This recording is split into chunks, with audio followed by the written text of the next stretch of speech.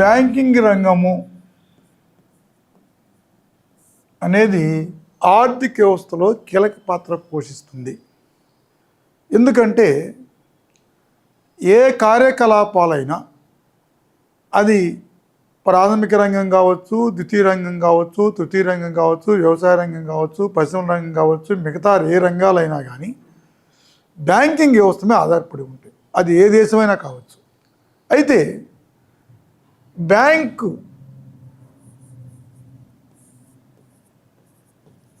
అనే పదం బాంకో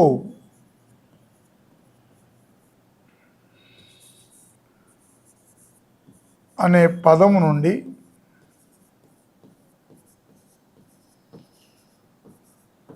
వచ్చింది. ప్రపంచంలో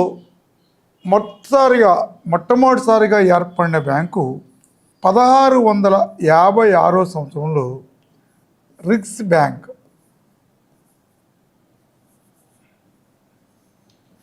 ఈ బ్యాంకు 1969 సంవత్సరం నుండి ఆర్థిక శాస్త్రంలో నోబెల్ బహుమతిని అందజేయడం జరుగుతుంది.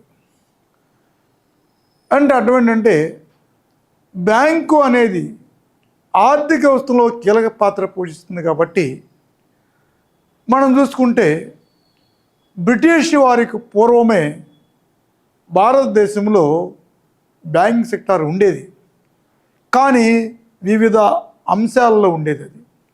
కానీ పూర్తిగా దాని స్వరూపం మారింది మాత్రం బ్రిటిష్ వారి కాలంలోనే. బ్రిటిష్ వారి కాలంలో అన్ని బ్యాంకులు కూడా మ్యాక్సిమం ప్రైవేట్ విధానంలో ఉండేవి. ఆ తర్వాత కాలంలో మనం ఏం చేసామంటే బ్యాంకుల్ని క్రమబద్ధీకరణ చేసి జాతీయం చేసి మన ఆధీనంలో తెచ్చుకున్నాం.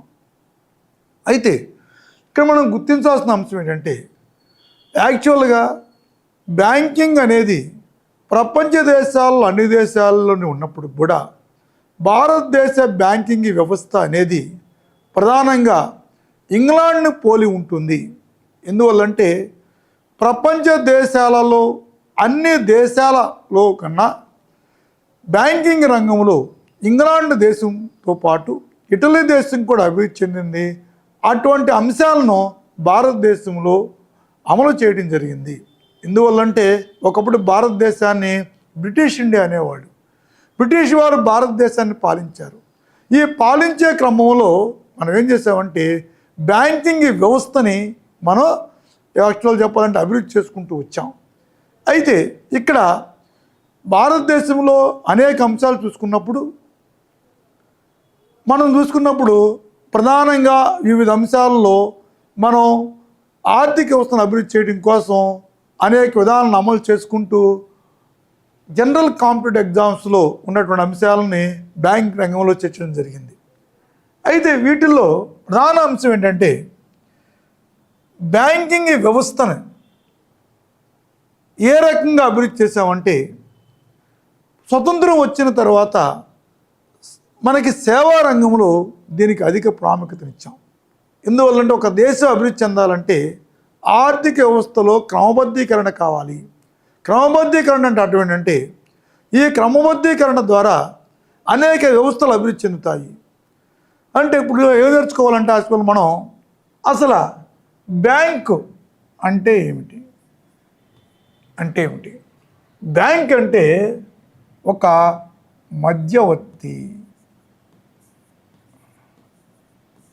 ఎవరికి మధ్యవర్తి అంటే పబ్లిక్లో కొంతమంది తీసుకునే వాళ్ళు ఉంటారు మనీని, కొంతమంది డిపాజిట్ చేసేవాళ్ళు ఉంటారు. ఇవన్నిటికి కూడా ఇది ఒక మీడియేటర్గా పనిచేస్తుంది. అంటే అటువంటి ప్రజలు కొంతమంది తీసుకుంటారు, కొంతమంది డిపాజిట్ చేస్తూ ఉంటారు. అట్లాగే బ్యాంక్ ఏం చేస్తుంది, రికవరీ చేస్తూ ఉంటుంది. అంటే ఉదాహరణకి ఒక వ్యక్తి దగ్గర 1 కోటి రూపాయలు ఉందాం అనుకున్నాం. ఈ 1 కోటి రూపాయలని వ్యక్తి ఇంకో వ్యక్తికి ఇవ్వడు, కానీ అదే బ్యాంకులో అయితే డిపాజిట్ చేస్తాడు. అంటే అర్థం ఏంటి? వ్యక్తులు అంటే ఇండివిజువల్ వ్యక్తులు ఎవరిని నమ్ముతున్నారు అంటే మనం బ్యాంకును మాత్రమే నమ్ముతున్నారు. బ్యాంకును నమ్మినప్పుడు ఎప్పుడైతే బ్యాంకును నమ్ముతారో ఈ బ్యాంకింగ్ వ్యవస్థ అనేది అభివృద్ధి చెందుతుంది. అంటే అటువంటి బ్యాంకు కార్యకలాపాలు అనేవి వ్యక్తులకు మధ్య, సంస్థకు వ్యక్తుల మధ్య, సంస్థకు మధ్య ఒక బిలీవర్గా పనిచేస్తుంది. అంటే ఒక బిలీవర్గా పనిచేస్తుంది అంటే దాని అర్థం ఏంటంటే ఎప్పుడైతే బిలీవర్గా పనిచేస్తుందో ఈ పనిచేసే క్రమంలో ఆర్థిక వ్యవస్థను కూడా అభివృద్ధి చేస్తుంది. అంటే ఎప్పుడు కూడా మనీ ఎలా ఉండాలంటే ఈ మనీ అనేది సర్క్యులేట్ అవుతూ ఉండాలి. ఎప్పుడైతే మనీ సర్క్యులేట్ అవుతూ వచ్చిందో అప్పుడు మాత్రమే ఆర్థిక వ్యవస్థ అభివృద్ధి చెందింది. అంటే అర్థం ఏంటి? మనీ ఒక దగ్గరే స్థిరత్వంగా ఉండిపోకూడదు. ఈ రోజును చూసుకుంటే మనం మనీ తీసుకుంటూ ఉన్నాం, మనీని మళ్ళా బ్యాంకులో వేస్తాం, బ్యాంక్ నుంచి మళ్ళా తీసుకుంటాం, మళ్ళా అట్లా సర్క్యులేట్ జరుగుతూ ఉంటుంది. అట్లా జరగబట్టే ఆర్థిక వ్యవస్థ అభివృద్ధి చెందుతుంది. అందువల్ల మనం ఏం చేస్తామంటే బ్యాంకింగ్ కార్యకలాపాలని అభివృద్ధి చెందించడంలో మన కీలక పాత్ర పోషించింది. అంటే ఎందుకంటే ఒక వ్యవస్థ అభివృద్ధి చెందాలంటే బ్యాంకింగ్ కార్యకలాపాలు అనేవి కీలక పాత్ర పోషిస్తాయి. కాబట్టి మనం ఏం చేస్తామంటే స్వతంత్రం వచ్చిన తర్వాత బ్యాంకుల్ని బాగా అభివృద్ధి చేయడం జరిగింది. అంటే అప్పటి వరకు ఉన్నటువంటి బ్యాంకులని ప్రైవేటు యాజమాన్యం నుంచి జాతీయం చేసి ప్రభుత్వ యాజమాన్యంలోకి తీసుకొచ్చాం. ఈ ప్రభుత్వ యాజమాన్యంలోకి తీసుకురావడాన్ని ఏమంటామంటే జాతీయం చేయటం అంటాం. Under controlled government, all banks under control government. అంటే తర్వాత మనకి ఈ యొక్క బ్యాంకులన్నింటినీ కూడా ఒక వ్యవస్థలో నిమజ్జనం చేస్తూ ఆర్థిక అభివృద్ధి కృషి చేసుకుంటూ పోయాం. అయితే ఇక్కడ ఏంటంటే మరి భారతదేశం గురించి చూసినప్పుడు భారతదేశం ఎటువంటి వ్యవస్థను అమలుపరిచిందంటే భారతదేశానికి ఈ బ్యాంకింగ్ కార్యకలాపాల్లో ఎవరు పూర్తిగా సహకరించారంటే ఇంగ్లాండ్ వ్యవస్థ సహకరించింది. ఎందువల్లంటే భారతదేశంలో సుమారు 200 సంవత్సరాల పాటు ఈ దేశాన్ని బ్రిటిషర్స్ పాలించారు. ఈ పాలించే క్రమంలో అనేక అంశాలను, బ్రిటన్లో ఉన్నటువంటి అంశాలను భారతదేశంలోకి జోడించడం జరిగింది. దాని ద్వారా భారతదేశంలో ఈ బ్యాంకింగ్ కార్యకలాపాలను ముందుకు రావడం జరిగింది.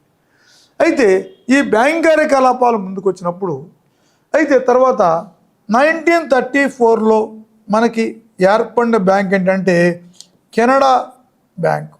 కెనడా బ్యాంకు ప్రపంచంలో ఇది ఒక పెద్ద బ్యాంకు. అంటే ఫెడరల్ బ్యాంక్ అని అనేక రకాల బ్యాంకులు ఏర్పడినాయి, ఓత్ బ్యాంక్ అన్నీ ఏర్పడినాయి.